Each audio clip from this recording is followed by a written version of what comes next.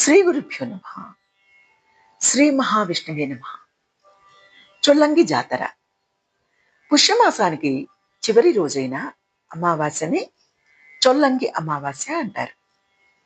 కాకినాడ నగరం నుంచి యానాం వెళ్లే దారిలో జగన్నాథపురం వంతెనకు 4 కిలోమీటర్ల దూరంలో చొల్లంగి అనే గ్రామం ఉంది. అక్కడే గోదావరి నది 7 పాయల్లో ఒకటైన తుల్యభాగ సముద్రంలో కలుస్తుంది.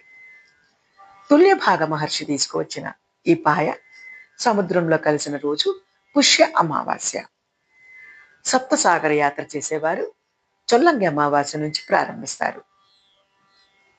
గోదావరి 7 పాయలు సముద్రంలో కలిసే ప్రాంతంలో స్నానం చేస్తూ 15 రోజుల తర్వాత వచ్చే పౌర్ణమి నాడు అంతర్వేది వద్ద స్నానం చేస్తారు. ఆ రోజు మాఘ పౌర్ణమి అంతర్వేది తీర్థం నిర్వహిస్తారు. అంటే అంతర్వేది తీర్థానికి ముందుగా జరిగేది చొల్లంగి తీర్థం అన్నమాట. పుష్య అమావాస్యకు చొల్లంగి తీర్థంలో అప్పన్న ఎద్దుల్ని ఊరేగిస్తారు. ఇదే రోజు పరమశివుడు నందీశ్వరుడికి మోక్షం ప్రసాదించాడని చెప్తారు. గరగ నృత్యాలు ఉంటాయి. చొల్లంగికి రామకథతో కూడా అనుబంధం ఉంది. బంగారు లేడి రూపంలోని మారీచుని తరుముకుంటూ వచ్చిన రామచంద్రమూర్తి వేసిన బాణం మారీచుడికి తగిలింది.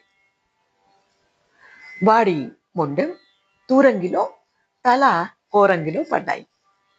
రాముడి బాణం రెండింటికి మధ్య చొల్లంగిలో పడిందంటారు.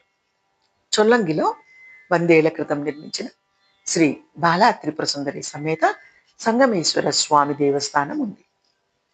దేవాలయం వద్దనే స్నానఘట్టాలు ఉన్న ప్రధానమైన తీర్థం ఎంఎస్ఎన్ చారిటీస్ దగ్గర నుంచి జగన్నాథపురం వంతెన వరకు విస్తరించి ఉంటుంది. అన్ని తీర్థాల్లోనూ స్నానం చేసే భక్తులతో చొల్లంగి తీర్థం ఈ అమావాస్యకు కలకల్లాడుతూ ఉంటుంది. ఓం నమో భగవతే వాసుదేవాయ. శ్రీ గురుభ్యో నమః. శ్రీ మహావిష్ణువే నమః.